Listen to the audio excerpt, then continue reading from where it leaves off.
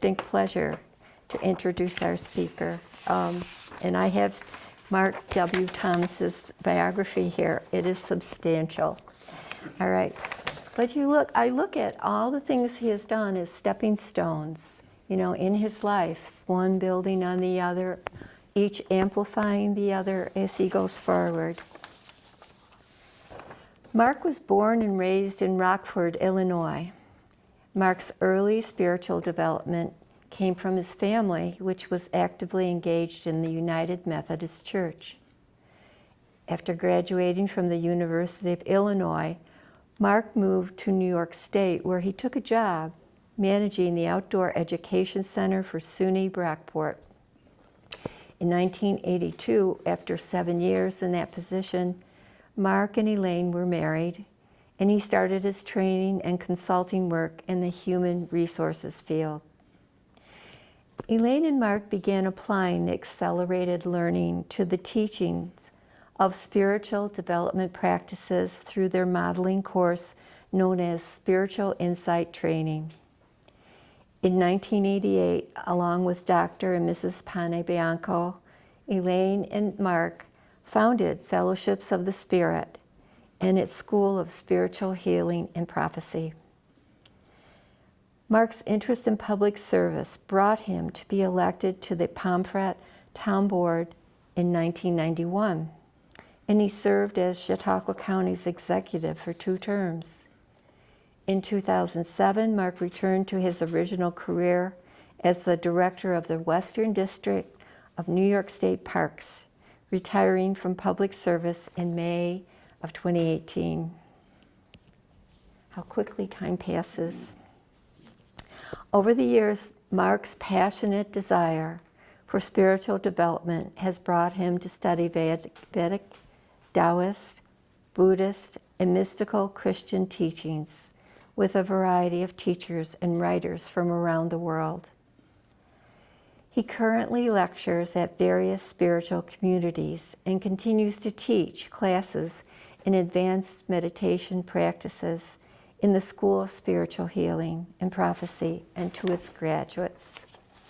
We look forward to hearing from you, Mark, your thoughts about harvest. Harvest. All right. Thank you, Irene. Thanks so much, everybody, for being here tonight. Good to see you all. So, harvest, part 2. Connie did such a wonderful job last week, and one of the most profound pieces of that message that she shared was how the people in her life, she represents the harvest of all their efforts. Just her how she lives her life and what her life is all about is a result of what contributions people made in the formation of her life, from birth all the way through her adulthood. And prime examples she gave of the ways in which the folks that have been instrumental in her formation and development, she is the harvest of those efforts. I think that's pretty profound. And I think it was a very powerful message, because I don't think we oftentimes look at it in that way.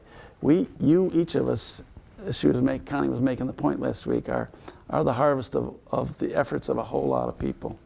Whether it was your family, your school teachers, your aunts and uncles, your cousins, your people you worked with or for. I mean, just so many interactions we have, all have contributed to who you are. And you, in fact, their work is made manifest through the life you live. So that was a great way to start our series on harvest, and I'm going to take it to some different directions this evening. One of the things I enjoy about this time of year is driving through this rural countryside we live in here, because it's a beautiful area of the country to live in, and the corn is being harvested, the soybeans are being harvested. You get to smell the grapes around here. When they're harvesting the grapes around here, that Welch's jelly smell is in the air everywhere, because they're harvesting these Concord grapes that grow so much here in this lakeshore region along Lake Erie. And it's every year I look forward to that scent in the air, the smell of fall, but also the smell of the harvest of grapes, and what that means for all of the folks that do agriculture around here.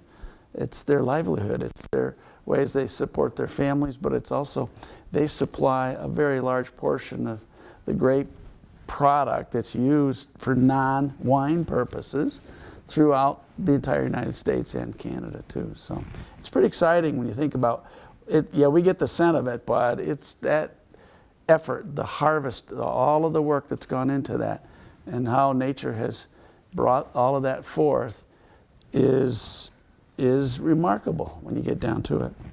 One of the things about this time of year that is of concerning to me, and a lot of it's driven by, it's the political season, and I, having been elected, know a little bit about that season. There's some things that are going on this year that disturb me on a very big level, and I'm not going to be taking sides on this issue because there's enough of it to go around all over the place.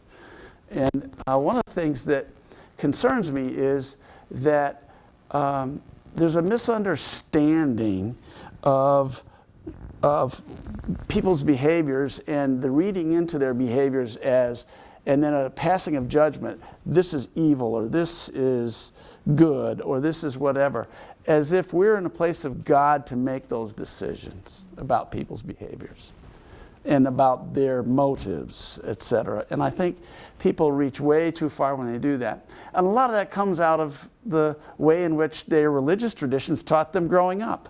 Quite frankly, where did it come from? It came from religious traditions. You make the decision, this is evil behavior, this is not, this, whatever. So one of the things that I like to go back to in reference is, in the Lord's Prayer, there's a line that says, deliver us from evil.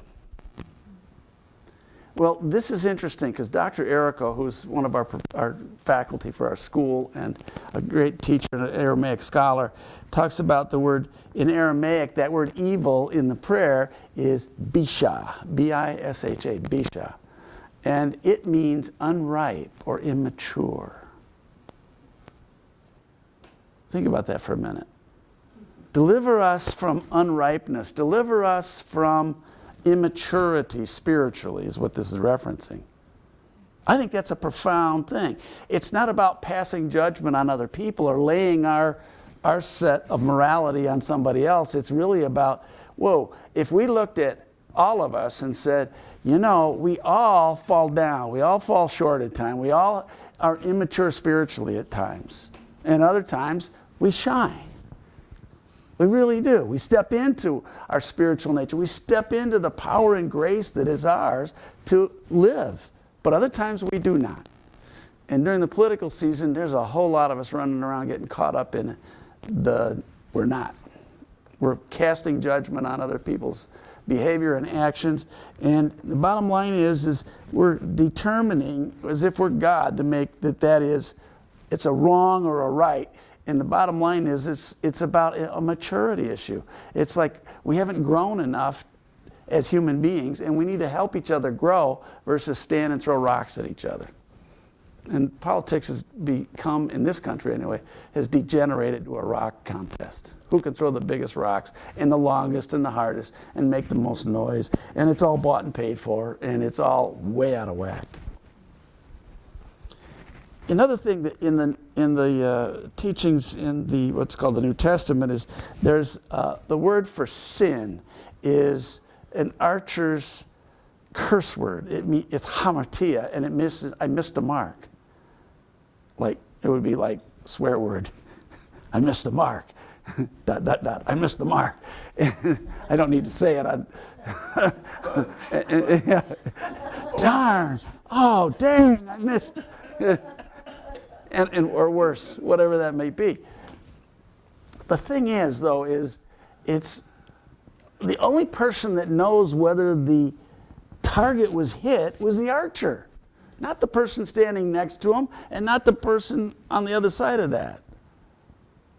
Think about it for a minute.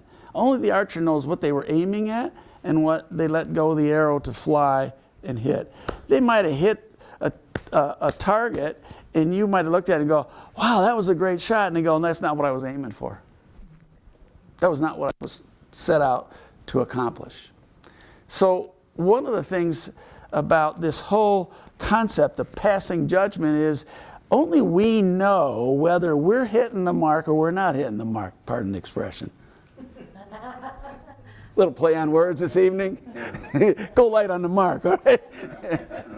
The bottom line, though, is there's way too much of casting of judgment on other people's behavior, and it's really about us standing in the power and the grace that is all of ours. It's universal. It's not just one particular person or one particular group's pleasure to hold or covenant to hold. It was meant to be universal. One of the guys' work that I find fascinating is a guy named James Fowler, and he wrote this book where he describes the stages of faith development that human beings go through. And it corresponds very closely to the emotional, psycho-emotional development that we all grow through too, in terms of the years. But it is a fascinating thing. I'm going to give you a quick summary of it because I don't want to talk too long tonight. And his work can be summarized, so I'm going to do that. He has 6 stages of faith development. And I think they're important as we look at ourselves and we look at the world we live in and the maturity issue that I talked about. Or the ripeness, if you will, of the harvest, and how far along have we pushed ourselves in our growth and development spiritually, and the growth of our faith and how we apply it. First of all, is the preschool development age, and that is an age in spiritual development where our whole spiritual development is what somebody else is teaching us. We're not thinking about it, we just do what they're doing. It's like a modeling kind of thing, and it's characterized by the song, Jesus loves me, this I know, for the Bible tells me so, right? Bottom line is, it's like somebody else's authority. It's your parents, it's your church, it's your siblings, it's your friends, your cousin, whatever. Because of that, you're in that stage. You go with where they're going, basically. That's the first stage. The second one is a literal stage, and that is the 6 to 12 ages 6 to 12, generally speaking. And the literal phase is you hear a story like a biblical story or some other story, and it's told to you as if it's truth, like Santa Claus, like biblical stories, like the Easter Bunny, whatever. So you believe this stuff, right? And and then there comes an age and a stage, the next stage, where that gets kind of like busted up. It's not literal. It never was meant to be literal, but that's all you could process it at, because that's all the psycho-emotional level you were capable of doing at that point in your life. The next stage he calls the conventional faith, which is 13 to 18, and 18 years of age. And this is the teenage years where you have to start questioning this stuff, but it's also an age where you start forming your own understanding of your spirituality and your faith walk. This is the time where, in the faith traditions, Judaic, they do the bat mitzvah, the bar mitzvah is during that age where students go through the learning process of their religious tradition. And in the Christian, they have confirmation and church membership. Children, youth can join the church at those ages. Before that, they're considered too young for that. I understand that because they're not questioning yet. And the whole part of developing faith, strength of faith and spiritual strength is you got to question what all the stuff you had been given before, the literal stuff and the stuff of just because somebody else told you so. The next stage goes from individuation and reflective. And this is where not only you're questioning, but you start building your own structure of your own spiritual walk.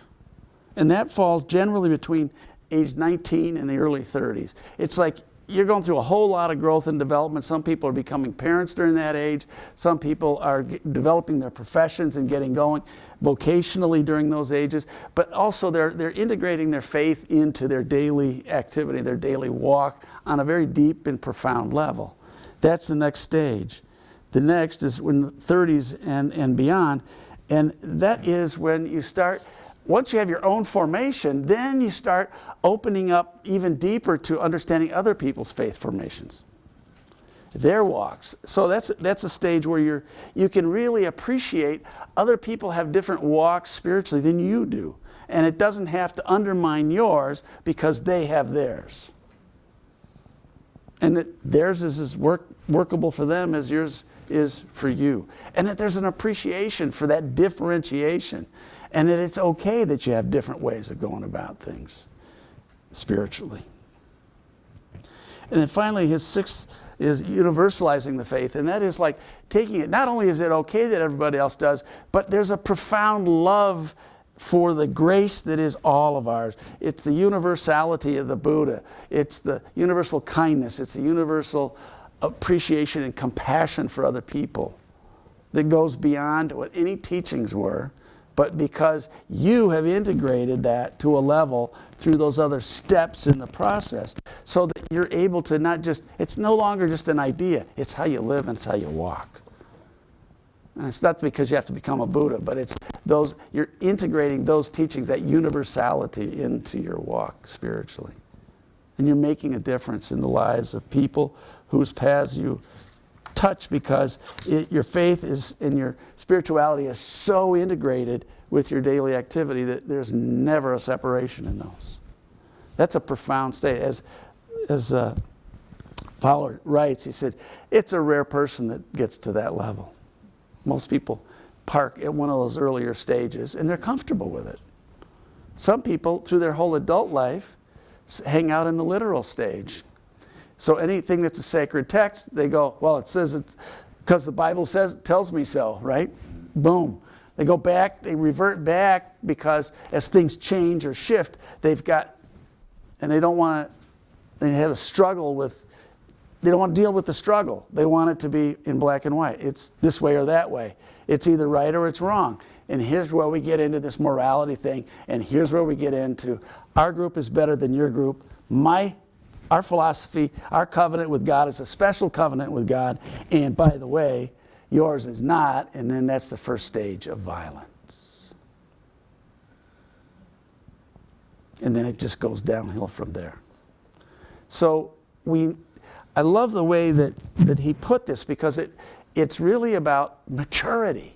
It's about spiritual and emotional and psychological maturity all coming together in us as we mature. We get to make these choices. Nobody can make them for us. And we get to really have the depth of spirituality if we want to take it on, because it requires us to step into it and to work these things, to do our inner work in order to get through all of those stages of development.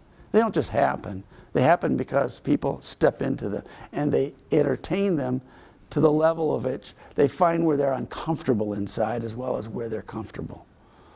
One of the ways I love to introduce Dr. Errico is when he comes to teach, he afflicts you where you're comfortable, but he'll comfort you where you're afflicted. And I leave that with you this evening is we got to find the ways in which we're willing to take on our places inside ourselves in order to grow spiritually, where we're caught up, where we're unripe, where we don't have the maturity, and only we know that. Nobody else could cast that judgment. But that's what we're called to do. And when we know when we're past that is when we have that love universally, and that harmony that we create by our walk in life makes the difference, not only in our lives, but in all the lives we touch. Have a good evening. Thank you.